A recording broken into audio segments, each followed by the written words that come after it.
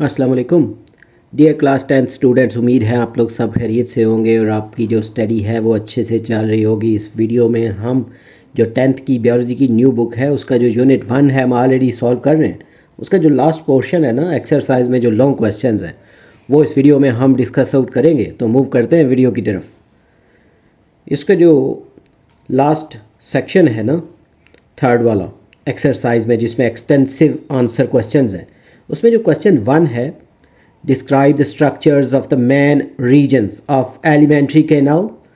तो ये जो ग़िज़ा वाली नाली है ना एलिमेंट्री कैनाल, उसके जो मरकज़ी हिस्सों की जो स्ट्रक्चर है ना यानी उसकी साख्त को बयान करना है। इसका जो आंसर है the alimentary canal is a long muscular tube that starts from the mouth and ends at the anus. तो ये वाली जो कैनाल है या नाली है जो ग़िज़ा वाली, ये एक लॉन्ग ऑर्गन है जो मुंह से स्टार्ट होके जो मकद है ना एनस, जहाँ से जिस्म से जो एक्स्ट्रा मतलब वेस्टेज है उसको हम बाहर निकालते हैं, एक्सर्ट करते हैं बॉडी से, वहाँ पे जाके ये ख़त्म होती है। It consist of several main regions. इसके कई अहम हिस्से होते हैं ना जिन पर ये मुश्तमिल होती है। सबसे पहले जैसे माउथ है where food enters and chewing begins. तो मुंह जहाँ से खुराक दाखिल होती है और चबाने का जो अमल है ना च्यूइंग वो शुरू होता है। फिर फेरिंक्स और ईसोफिगस जो है, तो passageway that helps push food to the stomach. तो ये जो फेरिंक्स और ईसोफिगस है जिसमें हलक और ग़िज़ा की नाली है, तो ये रास्ते जो हैं जो खुराक को पहले स्टमक तक पहुंचाने में मदद देते हैं। उसके बाद जो स्टमक है a muscular organ where food is mixed with gastric juice. तो ये एक ऐसा ऑर्गन है जहाँ जो फूड है उसमें मुख्तलिफ जो मटीरियल है ना मस्कस वगैरह जैसे गैस्ट्रिक जूस वगैरह वो इसके साथ मिक्सअप होती हैं। फिर जो स्मॉल इंटेस्टाइन है major site for digestion and absorption of nutrients. ये छोटी आंत है जहाँ पे डाइजेशन और जो खुराक के जो छोटे पार्टिकल्स होते हैं ना न्यूट्रेंट्स उनको एब्जॉर्ब करने वाली जगह है ये जो छोटी आंत है ना स्मॉल इंटेस्टाइन। फिर लार्ज इंटेस्टाइन जो है absorbs water and forms faces. तो बड़ी आंत जो है ये पानी वगैरह जज़ब करती है, उसके अलावा जो वेस्ट मटेरियल है ना उसको अलग करती है, वो बनाती है। तो रेक्टम जो है एंड एनस जो है स्टोर्स एंड रिमूव्स वेस्ट। तो इनका काम क्या है, जो वेस्ट मटेरियल है उसको ज़ख़ीरा करना और फिर उसको बॉडी से एग्जर्ट करना यानी खारिज करना। क्वेश्चन 2 जो है describe the structures of associated organs of elementary canal. तो एलिमेंट्री कैनाल से जो मुंसलिक ऑर्गन्स हैं ना उसके साथ जो उसमें जो शामिल हैं अज़ा, उनके स्ट्रक्चर को बयान करना है। इसका जो आंसर है several organ support the digestive process but are not part of the elementary canal. तो बहुत से ऐसे ऑर्गन्स हैं जो डाइजेस्टिव के प्रोसेस में हेल्पफुल होते हैं मगर वो जो एलिमेंट्री कैनाल है ना वो इसका हिस्सा नहीं होते। तो दीज इंक्लूड्स, इसमें जो शामिल है सबसे पहले जो लीवर है produces bile which helps in fat digestion. तो ये जो जिगर होता है ना लीवर, इसमें बाइल प्रोड्यूस होता है जो चिकनाई यानी फैट्स की डाइजेशन में मदद करता है। गाल ब्लैडर जो है स्टोर्स एंड रिलीजेस बाइल। तो ये जो गाल ब्लैडर है ये बाइल को स्टोर भी करता है फिर इसको वक्त पर रिलीज़ भी करता है यानी खारिज करता है। तो पिंक्रियाज जो है produces enzymes and hormones like insulin. ये जो पिंक्रियाज है जिसको लुबलुबा भी कहते हैं, तो ये प्रोड्यूस करता है एंजाइम्स और हार्मोन्स जिसमें इंसुलिन है, ये जो शुगर लेवल को कंट्रोल करती है ना बॉडी में। उसके बाद जो स्लाइवरी ग्लैंड्स है produce saliva which contains amylase for starch digestion. इसके बाद ये जो हमारा स्लाइवरी ग्लैंड्स है मुंह में जो है जिससे स्लाइवा प्रोड्यूस होता है, इसमें एमाइलेज होता है ना जो स्टार्च यानी निशास्ते को डाइजेस्ट करने में हेल्पफुल होता है। उसके बाद नेक्स्ट जो क्वेश्चन है question 3 describe the process of swelling of food in man. तो इंसान में ना खुराक को जो निगलने का अमल है स्वेलो करने का वो बयान करना है। इसका जो आंसर है swallowing is a complex process that moves food from the mouth to the stomach. यानी जो निकलने का अमल है ये एक पेचीदा अमल है जो खुराक को मुंह से स्टमक तक मुंतकिल करता है। इट ऑकर्स, इसका 3 जो स्टेजेस हैं इसमें ओरल है, फ्रेंगल है और ईसोफिगल है। तो ये जो 3 मराहिल है ना इसमें मुंह जो है हलक और जो ग़िज़ा की नाली का हिस्सा है। In the oral stage, food is chewed and mixed with saliva to form a bolus। तो मुंह का जो मरहला है ना स्टेज, इसमें क्या होता है खुराक को चबाया जाता है, उसके अलावा इसमें जो सलाइवा है वो मिक्स हो जाता है ना, तो वो जो चबाई हुई खुराक का वो जो मतलब बनता है ना गोला सा जिसको बोलस कहते हैं, the tongue pushes the bolus to the back of the mouth, फिर ज़ुबान जो है उस बोलस को पिछले हिस्से की तरफ धकेलती है, मुंह के पिछले हिस्से की तरफ. In the pharyngeal stage the bolus passes through the pharynx and epiglottis, covers the windpipe to prevent choking. तो हलक वाला जो मरहला है ना, इसमें क्या होगा कि फूड जो है वो हलक से गुजरती है ना, तो फेरिंग्स से मतलब गुजरती है, और एपिग्लॉटिस जो है हवा की नाली जो वो खुराक के गुजरने के दौरान वो बंद हो जाती है, ताकि उससे ना दम घुटने जैसे बचा जाए ना. यानी अगर उसमें खुराक इंटर होएगी तो दम घुटना शुरू हो जाएगा, यानी खुराक का जो रास्ता है उसमें डिस्टर्बेंस क्रिएट हो जाएगी.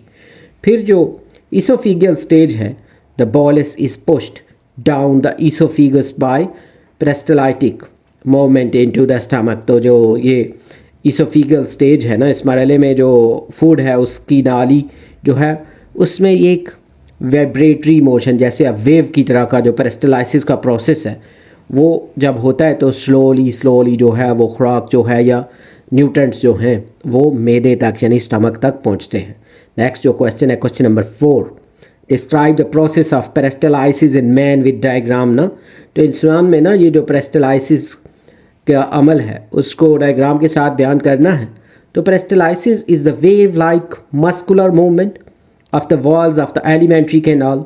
तो ये जो हमारी खुराक की नाली है ना, उसकी जो वॉल्स होती हैं उनके अंदर वेव की तरह की जो मूवमेंट है, ये प्रोसीजर है पेरिस्टालाइसिस का. It helps move food from one part to the digestive tract to another. तो इससे क्या होगा कि खुराक को जब डाइजेस्ट करने वाली नाली के ना एक हिस्से से दूसरे हिस्से तक मुंतकिल करने में मदद करती है या मदद देती है. तो muscles contract behind the food bolus and relax in front of it pushing the food forward. तो इससे क्या होगा कि खुराक के पीछे वाले जो वो वाले हैं ना, उस जो हैं ऑर्गन्स जो हैं वो थोड़े कॉन्ट्रैक्ट होते हैं, सुकड़ जाते हैं, छोटे हो जाते हैं, और आगे वाले जो हैं ना ये ऑर्गन्स वो थोड़े रिलैक्स हो जाते हैं. तो जिससे क्या होगा, खुराक आगे तरफ ना स्लोली पुश आउट होती जाती है. तो this movement is involuntary and continues through out the digestive tract. तो इसमें हमारा कंट्रोल नहीं होता, ये ऑटोमेटिक प्रोसीजर है, खुद ब खुद होता है. तो ऐसे प्रोसीजर क्या होते हैं, इनवॉलेंट्री होते हैं. तो ये कंटिन्यू रहता है सारे वो जो डाइजेस्टिव वाली नाली है ना उस पूरे रास्ते में ये प्रोसेस जारी रहता है. तो डायग्राम जो है इसकी वो शोकारी है ना कि बोलस जो है वो मूव करता है ना इसोफिगस से, तो उसके वो जो कॉन्ट्रैक्शन और रिलैक्सेशन उसमें हो रही है साथ साथ. तो यहाँ से आप इसको डायग्राम से भी देख सकते हैं. उसके बाद जो क्वेश्चन 5 है, describe the process of digestion in stomach. जो है तो स्टमक में ना ये डाइजेशन का जो अमल है वो बयान करना है. इसका आंसर जो है ना, digestion in the stomach is both mechanical and chemical. तो ये दोनों तरह की होती है, मैकेनिकल भी होती है और केमिकल भी. तो मैकेनिकल डाइजेशन कौन सी होती है, ये वाली डाइजेशन जो है mechanical occurs due to churning movement of the stomach walls. तो उसकी जो दीवारें हैं ना, वॉल्स जो हैं स्टमक की, उनके अंदर जो वेव लाइफ टाइप की मूवमेंट होती है ना, उसकी वजह से ये जो प्रोसीजर है वो मैकेनिकल यानी मूवमेंट से होता है. फिर केमिकल डाइजेशन जो है is carried out by gastric juice secreted by gastric glands.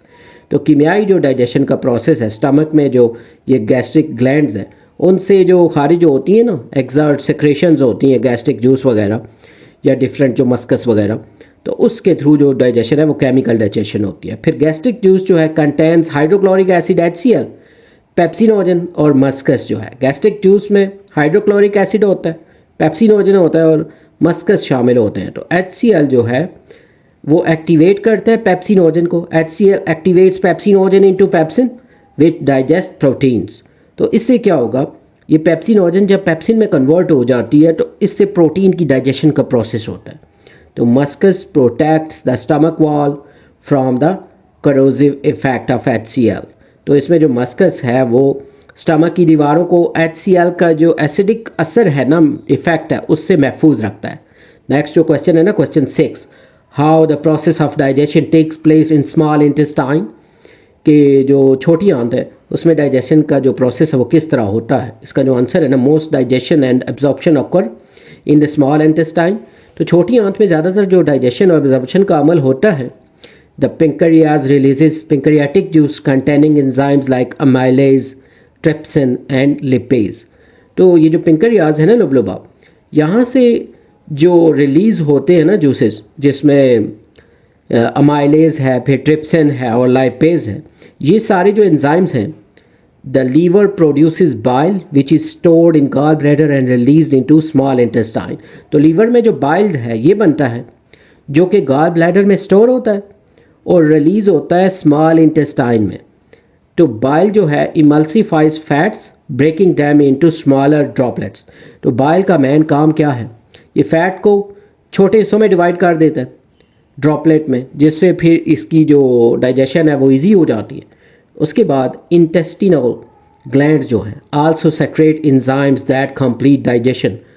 तो ये जो हमारे आंतों के ग्लैंड्स हैं यानी इंटेस्टिनल ग्लैंड्स जो हैं, इसमें मौजूद जो एंजाइम्स होते हैं, जो भी वहाँ पे सिक्रेशन होती है ना एंजाइम्स की, वो डाइजेशन को मुकम्मल करते हैं यानी उसकी कंप्लीशन करते हैं।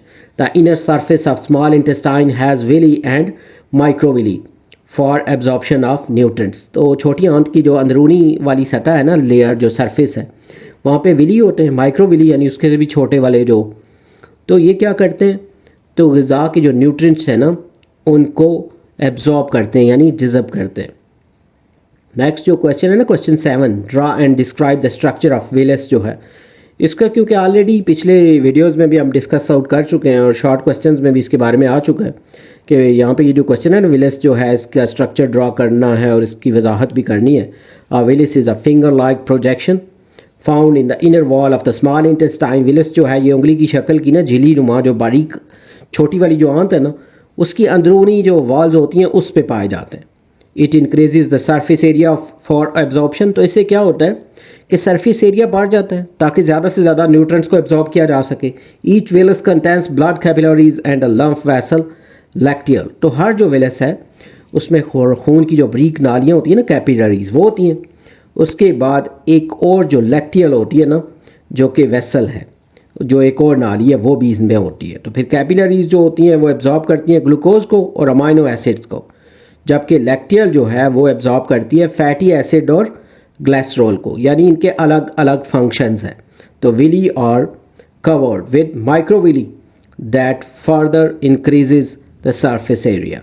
तो ये जो विली होते हैं इसके ऊपर और छोटे छोटे से बाल नुमा से होते हैं जो माइक्रोविली हैं, इससे उनका जो सरफेस एरिया है वो मज़ीद बढ़ जाता है, जिससे एब्जॉर्प्शन और इजी हो जाती है। नेक्स्ट जो क्वेश्चन है ना, question number 8, state the role of liver. जो लीवर का किरदार है वो बयान करना है। इसका जो आंसर है, the liver is the largest gland in the body. सबसे बड़ा जो ग्लैंड है लीवर है। It produces bile which helps in digestion of fats. तो ये बाइल बनाता है जो फैट्स को डाइजेस्ट करने में हेल्पफुल होता है। It stores glycogen, vitamin and minerals. तो इसमें क्या होगा, ग्लाइकोजन, वाइटामिन और जो मिनरल्स हैं वो स्टोर होते हैं। It detoxifies harmful substances from the blood. तो ये जो खून में नुकसानदेह मटीरियल्स होते हैं ना उनको डिस्ट्रॉय करता है, डीऑक्सीफाई करता है या ज़ाइल करता है। It also produces plasma protein and helps in regulation of blood glucose. तो ये प्लाज्मा प्रोटीन पर आता है। इसके अलावा ब्लड में जो ग्लूकोज की जो लेवल है ना उसको भी कंट्रोल आउट करता है। फिर 9th जो क्वेश्चन है, right symptoms causes treatment and prevention of the following disorders of the digestive system. तो कुछ यहाँ पे ना डाइजेस्टिव सिस्टम की जो खराबियाँ वो बताई गई हैं। तो इनकी ना वो कह रहे हैं कि सिम्टम्स बताने, काजेज बताने, ट्रीटमेंट बतानी है और प्रिवेंशन बतानी है। तो सबसे पहले जो डायरिया है, इस हाल इसको कहते हैं। इसके सिम्टम्स जो हैं, फ्रिक्वेंट लूज स्टूल, डिहाइड्रेशन और वीकनेस। बार बार मतलब वो जो है ना लूज जो होता है, फ्रीक्वेंटली स्टूल पास करना होता है। उसके बाद पानी की कमी हो जाती है, वीकनेस हो जाती है। इसके काजेज में ना इन्फेक्शन है और कंटेमिनेटेड फूड और वाटर ना, इसमें जैसे वो कोई ख़राब वाला खाना खा लिया ना, इन्फेक्शन भी हो सकता है। और ट्रीटमेंट इसका जो है ORS सोल्यूशन जो है, ये जो निमकोल सा मिलता है, फिर क्लीन फ्लूइड्स ना यानी साफ़ पानी, फिर एंटीबायोटिक्स इफ़ नीडेड, अगर ज़रूरत हो तो एंटीबायोटिक्स भी ली जा सकती हैं। तो इसकी प्रिवेंशन के लिए ना मेंटेन हाइजीन, सफाई का ख्याल रखें, बॉयल वाटर, पानी को उबाल लें, फिर ईट क्लीन फूड, साफ़ खाना खाएं। नेक्स्ट में जैसे कॉन्स्टिपेशन है, इसको कब्ज़ बोलते हैं। इसकी जो सिम्टम्स है ना, अलामात इसकी, डिफ़िकल्टी इन पासिंग स्टूल यानी जिस्म से जो एक्स्ट्रा मटीरियल्स है ना फुजला, उसको खारिज करने में मुश्किल होती है। फिर एब्डोमिनल पेन या पेट में दर्द हो सकता है। काजेज़ जो है इसके लो फाइबर डाइट है, यानी आपने फाइबर जिन ग़िज़ाओं में कम होता है ना वो खाने से ये मसला हो सकता है।